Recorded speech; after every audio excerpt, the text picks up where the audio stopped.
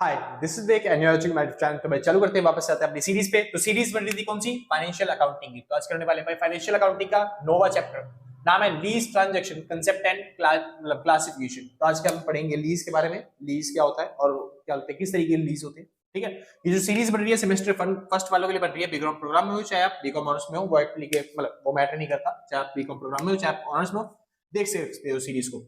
ठीक है, और शुरू करने से पहले अगर किसी को नोट्स परचेज करना है तो इस नंबर पे कांटेक्ट करके आप नोट्स परचेज कर सकते हो। जो भी मिनिमम अमाउंट होगा व्हाट्सएप पे पेमेंट करके और आप नोट्स परचेज कर सकते हो। सिंपल ना? ठीक। हाँ जी, बस कॉल करने की कोशिश मत करना सर, कभी आप बिजी मिलोगे कभी हम बिजी मिलेंगे कांटेक्ट करने पे। तो सबसे बेस्ट रहता है आप व्हाट्सएप करो, हम जल्दी से जल्दी आपको रिप्लाई देंगे। ठीक है, चलिए शुरू करते हैं। टॉपिक का नाम आता है सर लीज। अब ये लीज होता क्या है? लीज मतलब कुछ नहीं है सर, जैसे अगर आप कोई सामान परचेज करने जाते हो, कोई भी चीज अगर आप परचेज करने जाते हो, जैसे मान लो मेरा कोई बिजनेस है जिसके लिए मैं बिल्डिंग खरीदने जा रहा हूँ, या फिर मेरा कोई बिजनेस है जिसके लिए मैं कोई ट्रक खरीदने जा रहा हूँ, तो इस चीज को इस एसेट को एक्वायर करने की बजाय, इस एसेट को एक्वायर करने की बजाय, खरीदने की बजाय आप क्या कर सकते हो, उसको किराए पे भी ले सकते हो। जैसे आपने बिल्डिंग को किराए पे ले लिया तो फिर आप उसमें अपना प्रोडक्शन कर सकते हो, अपना बिजनेस चला सकते हो, या फिर आपने कोई ट्रक किराए पे ले लिया तो फिर आप ट्रांसपोर्टेशन का बिजनेस कर सकते हो, आराम से चला सकते हो, जिसमें आप एक मिनिमम अमाउंट हमेशा पे करके, ठीक है, आप एक मिनिमम अमाउंट पे करके उस सेट के यूज कर सकते हो, मतलब उस सेट को अपने तरीके से यूज कर सकते हो जैसे आपको चाहिए। ठीक है, अच्छा, जैसे आपने सुना ही होगा किराए पे ज्यादातर लोग रहते हैं, वो किराए पे क्या है भाई, उसने पूरी जमीन तो एक्वायर करी नहीं है, बस वो किराए पे रह रहे हैं, तो वो किराया देते रहते हैं, मिनिमम अमाउंट आपको पे करना पड़ता है। सिंपल है ना? उसी चीज को बोलते हैं लीज, मतलब किराए पे रहने को बोलते हैं लीज। ठीक है, और जो अमाउंट होता है वो लीज अमाउंट होता है, जिस तरीके से हम पेमेंट करते हैं। मतलब कोई एसेट आपको खरीदनी ना पड़े, कोई एसेट आपको एक्वायर ना करनी पड़े, उसकी जगह आप थोड़ा सा मतलब यूज करने के लिए चाहिए आपको जो चीज, तो उसको बोलते हैं लीज पे लेना। ठीक है, किराए पे लेना। चालू करते हैं। तो लीज क्या होता है? A legal agreement. लीज क्या है? एक लीगल एग्रीमेंट है बाय विच, जिसके द्वारा the owner of the property, जो प्रॉपर्टी का ओनर होता है, वो अलाउ करता है समवन एल्स, किसी और को, टू यूज इट, उस प्रॉपर्टी को यूज करने के लिए। लीज क्या है? एक एग्रीमेंट है जिस एग्रीमेंट में लिखा होता है कि जो ओनर ऑफ द प्रॉपर्टी है, किसी प्रॉपर्टी का मालिक है जो है, वो किसी दूसरे व्यक्ति को, समवन, किसी अलग व्यक्ति को अलाउ करता है कि भाई आप इस प्रॉपर्टी को यूज कर सकते हो। ठीक है, for a period of time in return of money, एक समय के अंतराल के दौरान पैसे के बदले में। समझ आया? तो जो मालिक है वो अपनी प्रॉपर्टी किसी और को दे रहा है, वो भी किसके लिए? कुछ टाइम पीरियड के लिए, और बदले में उसे क्या चाहिए? पैसा चाहिए। इसके लिए बिहाफ पे वो उसे अपनी प्रॉपर्टी दे रहा है, इसको बोलते हैं लीज पे प्रॉपर्टी देना। समझ में आ गया? कोई दिक्कत तो नहीं ना? आगे पढ़ेंगे, दो तरह की लीज होती है, एक फाइनेंशियल लीज और एक होती है ऑपरेशनल लीज, बाद में पढ़ेंगे उसको, अभी फिलहाल लीज समझते हैं। तो लीज होता है किसी भी चीज के बदले में अपनी प्रॉपर्टी किसी और को देना, यूज करने के लिए खाली, समझे? बदले में हमें क्या चाहिए? उस चीज का रेंट चाहिए, उस चीज का किराया चाहिए, जिसको हम बोलेंगे लीज। चलिए आगे चलते हैं। फीचर्स क्या होते हैं लीज के? तो लीज के फीचर है, दो पार्टीज होनी चाहिए, कोई अकेला बंदा नहीं होना चाहिए, दो पार्टीज होनी चाहिए, कम से कम, उससे ज्यादा हो सकती है कोई दिक्कत नहीं है, मगर दो पार्टीज से कम नहीं होनी चाहिए। एक बेचने वाला, मतलब एक क्या बोलते हैं अपनी प्रॉपर्टी देने वाला, और एक प्रॉपर्टी मतलब किराए पे लेने वाला। जो अपनी प्रॉपर्टी देता है उसे बोलते हैं लेसर, जो अपनी प्रॉपर्टी, अपनी एसेट किसी और को देता है तो उसे बोलते हैं लेसर, और जो प्रॉपर्टी ले रहा है उसे बोलते हैं लेसी। समझ में? जो प्रॉपर्टी किराए पे रह रहा है, जो किराएदार है, उसको बोलते हैं लेसी, और जो प्रॉपर्टी अपनी दे रहा है उसे बोलते हैं लेसर। चाहे आप गाड़ी किराए पे लो, चाहे आप टीवी किराए पे लो, चाहे कुछ भी किराए पे लो। आगे चलते हैं। उसके बाद इनके बीच में एक एग्रीमेंट होता है। फीचर क्या है? कि एग्रीमेंट भी होना चाहिए। तीसरी चीज, इन रिटर्न ऑफ पेमेंट, बदले में कुछ पेमेंट होनी चाहिए, कि पेमेंट दे रहे हो तभी आप कोई प्रॉपर्टी दे रहे हो, और वो भी राइट टू यूज, यानी कि प्रॉपर्टी को रखने के लिए नहीं दिया जा रहा, यूज करने के लिए दिया जा रहा है, कि आपके पास एक राइट है कि आप इस प्रॉपर्टी को यूज कर सकते हो। रख नहीं सकते कभी आप किसी के घर पे जाओ और उसके बाद थोड़ा बहुत किराया देते रहो, और प्रॉपर्टी अपनी मान लो कि हमारी प्रॉपर्टी है, नहीं, आप उस प्रॉपर्टी को यूज कर सकते हो। प्रॉपर्टी के मालिक लेसर ही होगा जिसने आपको प्रॉपर्टी दी है।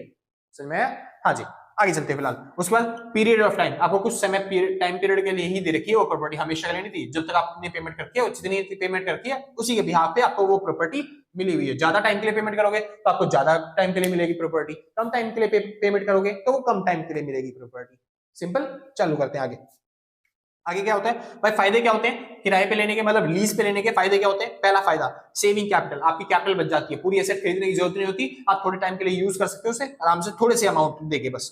अवेलेबिलिटी ऑफ कैपिटल, इससे आपकी कैपिटल जो होती है वो बाकी कामों के लिए अवेलेबल हो जाती है, कि किसी और जगह पे आप उस कैपिटल को यूज कर सकते हो।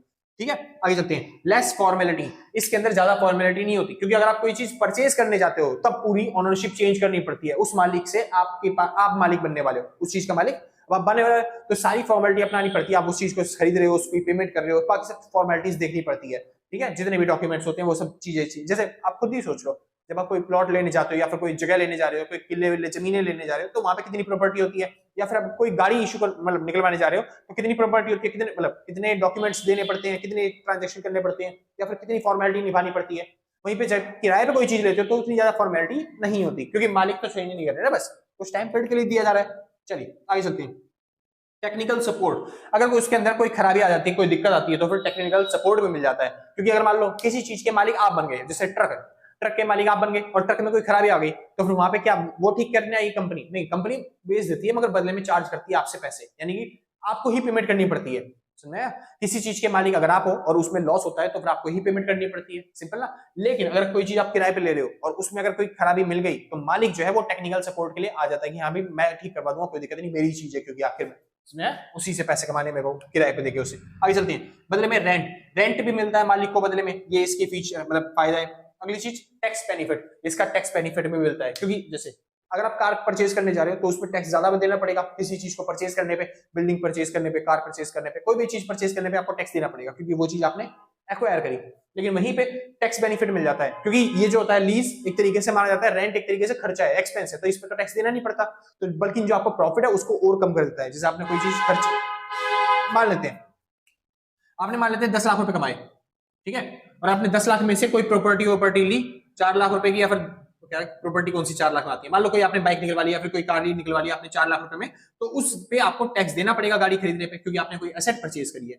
बल्कि उसकी जगह अगर आपने मान लो वो गाड़ी के लिए ट्रांसपोर्टेशन अगर आपने किराए पे लिया होता, तो फिर आप बोलते कि मैंने रेंट दिया है, तो ये मेरा एक्सपेंस की तरह ट्रीट किया जाता, तो ये हमारे प्रॉफिट को बल्कि कम कर देता। ये जो प्रॉफिट 10 लाख का प्रॉफिट है, ये मेरे रेंट एक्सपेंस देने के बाद मेरे प्रॉफिट और कम दिखाई देता, मेरे को उस पे 10 लाख पे टैक्स नहीं देना पड़ता, मेरे को 9 लाख पे या फिर 8 लाख पे ही मतलब 4 लाख का मान लो रेंट दे दिया तो 6 लाख पे ही टैक्स देना पड़ता। समझे? तो यहाँ पे ना टैक्स बच जाता है, क्योंकि हम इस चीज को एक्सपेंस की तरह ट्रीट कर सकते हैं, लेकिन इसको एक्सपेंस की तरह नहीं, ये इन्वेस्टमेंट की तरह या फिर एसेट की तरह ट्रीट होती है, इसलिए इस पे आपको टैक्स देना पड़ता है। समझे? तो लीज होती है वो टैक्स बेनिफिट भी प्रोवाइड करती है। आगे चलते हैं। डिसएडवांटेज, दिक्कतें क्या होती हैं जब आप लीज पे लेते हो? पहली चीज रिस्ट्रिक्शंस, क्योंकि जो मालिक होता है उसने प्रॉपर्टी ट्रांसफर नहीं करी, आपको केवल यूज दिया है, राइट टू यूज, तो आपको रिस्ट्रिक्शन के साथ दे रखी है। जैसे कोई किराए का मकान मैंने ले लिया, किराए पे ले लिया, क्या मैं उसमें तोड़फोड़ कर सकता हूँ? नहीं। क्या मैं उसमें कंस्ट्रक्शन करवा सकता हूँ अपने हिसाब से? नहीं। तो भाई उसके लिए भी अलग से एग्रीमेंट बनवाने पड़ेंगे, तब मैं कर सकता हूँ, हाँ कोई दिक्कत नहीं है, एग्रीमेंट बनवाना पड़ेगा उसके लिए अलग से। लेकिन ज्यादातर मकान मालिक ऐसे देंगे नहीं भाई कि एग्रीमेंट बना के हाँ मेरी चीजों को चेंज कर दो या फिर इस तरीके से यूज कर लो। समझ में? हाँ जी, यानी कि रिस्ट्रिक्शंस होती है। अगर कोई चीज मेरी होती है तो मैं तो किसी भी तरीके से यूज करूँ उसे, मेरी मर्जी। जैसे मेरा फोन है, किसी भी तरीके से यूज करूँ, मेरी मर्जी है। लेकिन अगर मान लो किसी और का फोन मैंने किराए पे ले रखा है, भाई मैं नहीं, उसका फोन है, वो ओनर है, उसके बाद सुननी पड़ेगी, उससे आगे परमिशन लेनी पड़ेगी, तो इस पर रिस्ट्रिक्शन बहुत ज्यादा आती है। अगली चीज फाइनेंशियल लीज, यानी कि फाइनेंस लीज मतलब भाई थोड़ा सा उल्टा है। Finance lease is not cancellable, जो फाइनेंस लीज होती है वो कैंसिलेबल नहीं होती है।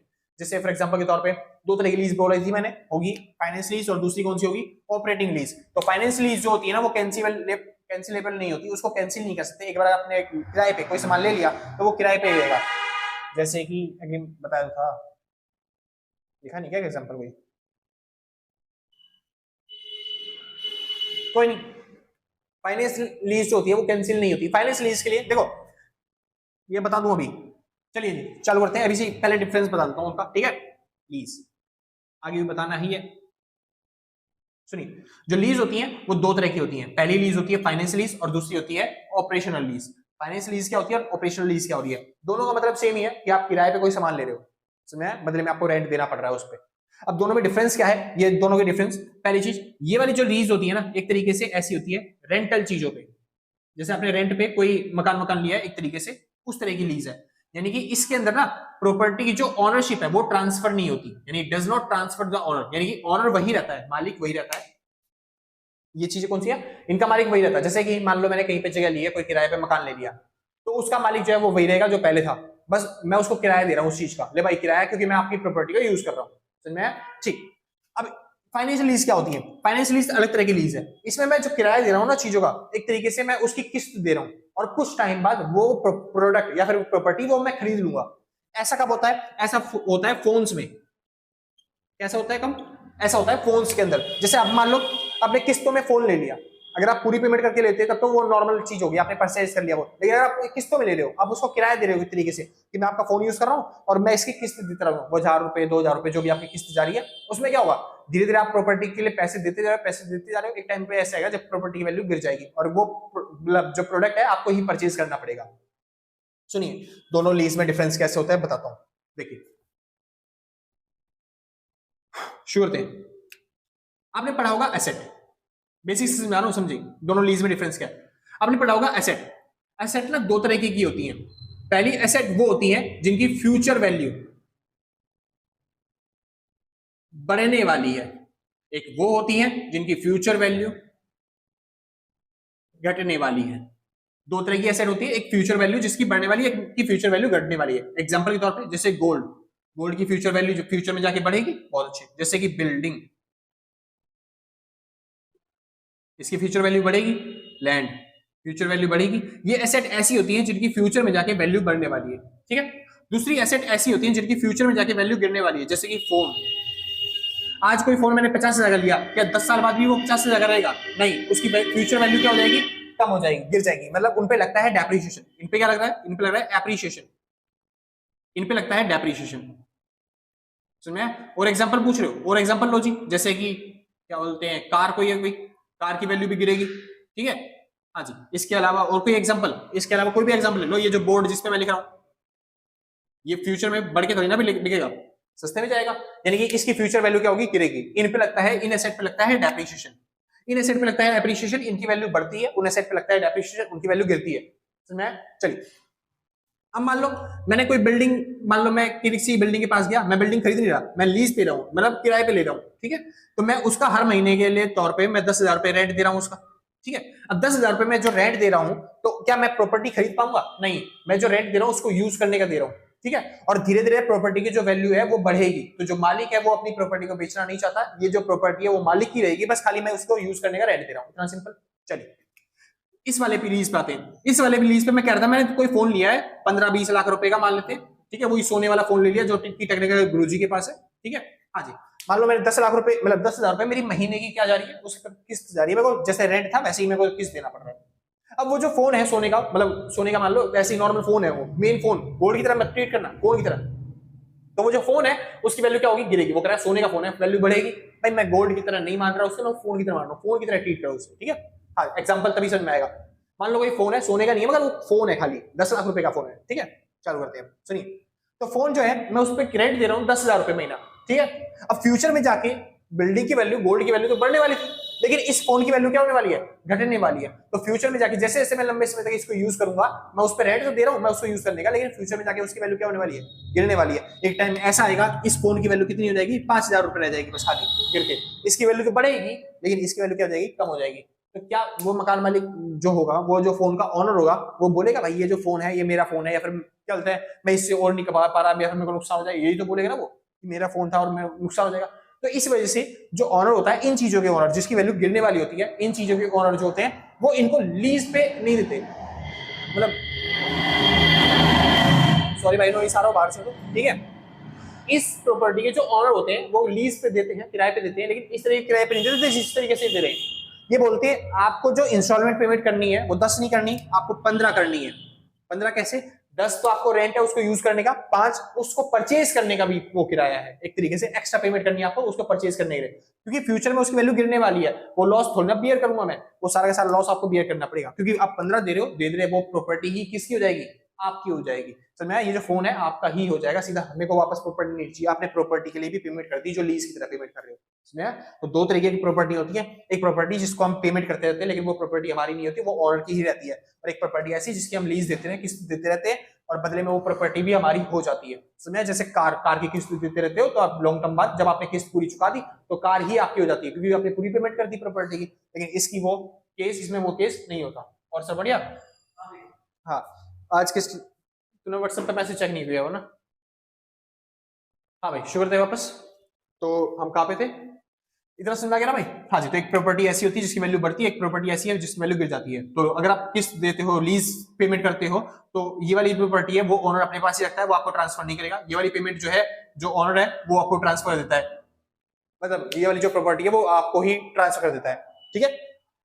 श्योर थे। तो ये वाली जो फ्यूचर वैल्यू वाली है ना, जिसकी वैल्यू बढ़ने वाली है, इसको बोलते हैं ऑपरेशनल लीज। अगर आप ये चीज किराए पे लेते हो, और जब आप ये चीज किराए पे लेते हो, इसको लीज पे लेते हो, तो इसको बोला जाता है फाइनेंशियल लीज। मतलब फाइनेंशियल लीज एक तरीके से आपने कोई प्रॉपर्टी ही एक्वायर करने के लिए किस्त बंधवा ली है, सिंपल है।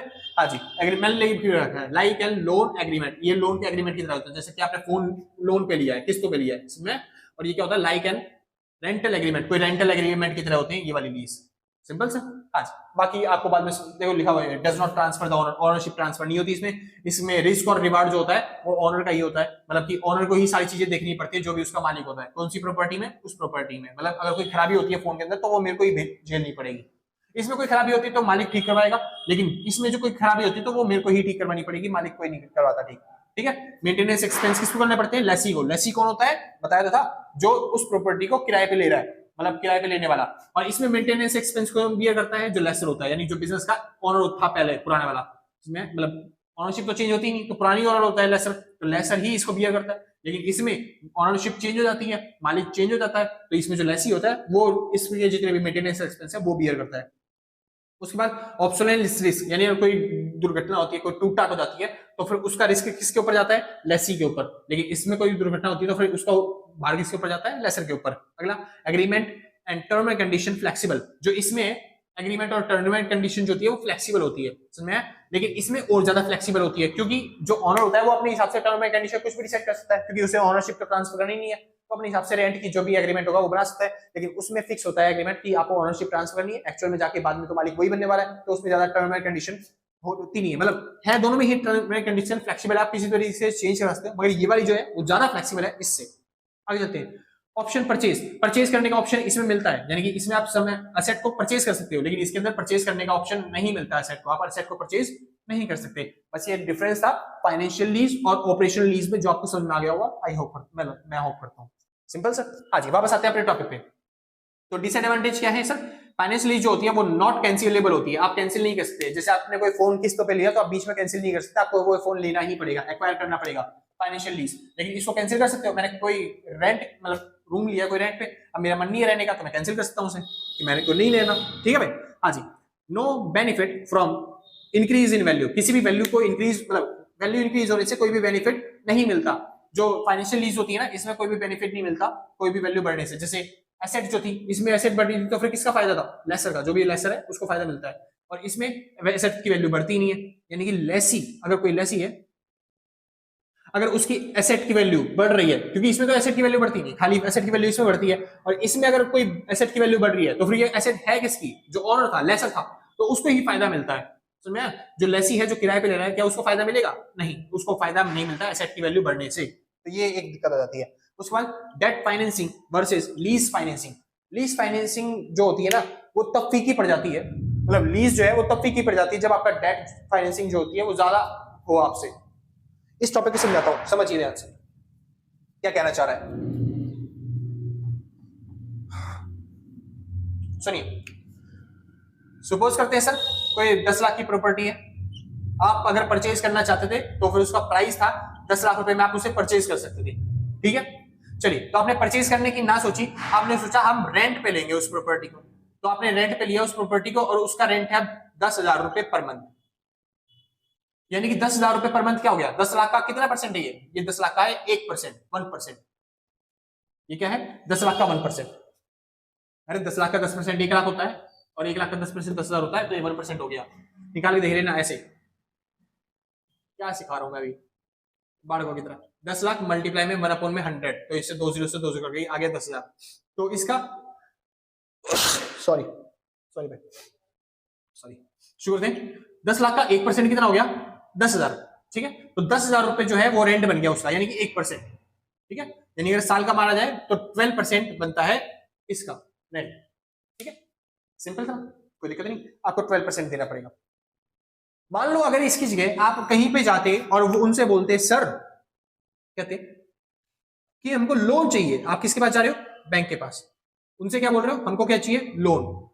और बैंक वाले बोलते हैं सर हम आपको लोन दे देंगे, लेकिन कितने पे, हमने बोला कितना है, इंटरेस्ट रेट कितना होगा, हमने बोला 10 लाख का अमाउंट चाहिए लोग, तो कह रहा है 10 लाख का क्या करना है आपको इतने बड़े अमाउंट का, वो कह रहा है सर हमको घर खरीदना है, वो कह रहा है कोई बात नहीं सर, हम आपको प्रोवाइड कर रहे हैं होम लोन, वो भी कितने रुपए, 10 लाख रुपए पूरा पूरा प्रोवाइड कर रहे हैं। हमने बोला भैया इस पे इंटरेस्ट कितना लगेगा, वो कह रहे हैं मात्र मात्र 10%। होम लोन पे इंटरेस्ट कितना लगेगा, 10%। हो सकता है। अब सुनिए ध्यान से क्या हो गया, अगर मैं उस प्रॉपर्टी को लीज पे लेता हूं, किराए पे, तो मेरे को जो भी उसकी वैल्यू है एसेट की, उसका 12% एक तरीके से इंटरेस्ट देना पड़ रहा है, रेंट देना पड़ रहा है। लेकिन अगर मैं उस प्रॉपर्टी को 10 लाख की पेमेंट मतलब लोन में ले लेता हूं, तो उस लोन पे इंटरेस्ट कितना आ गया, 10%।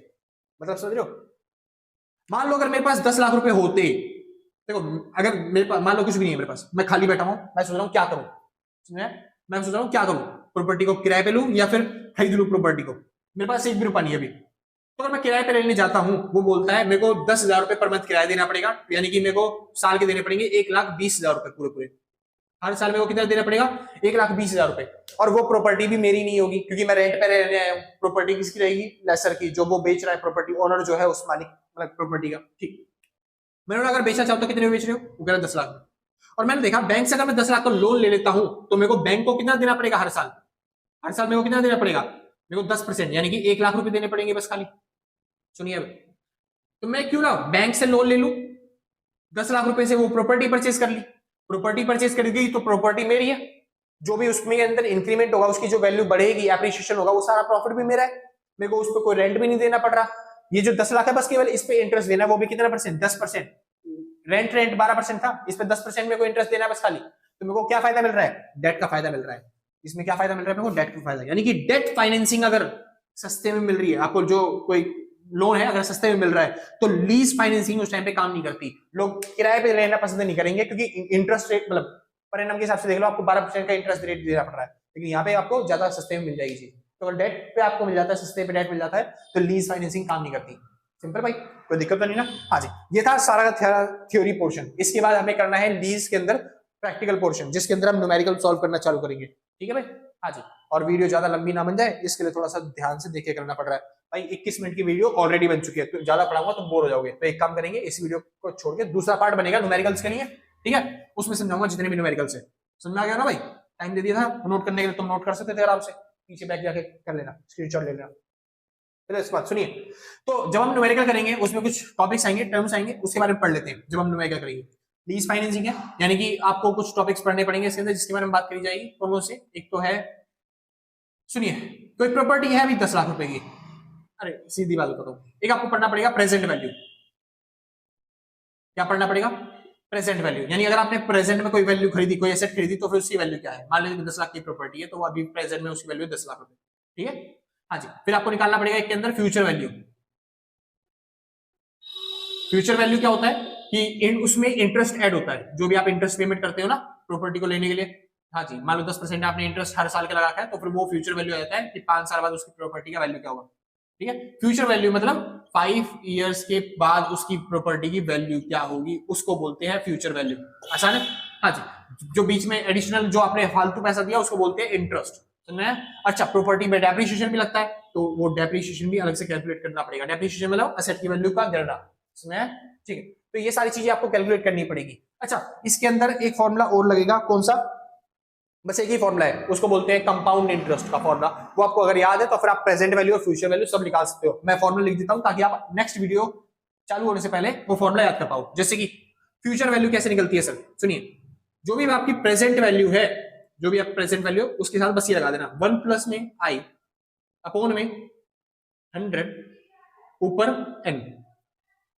ये जो आई है, आई मतलब है इंटरेस्ट रेट, ये जो n है, n मतलब है नंबर ऑफ ईयर,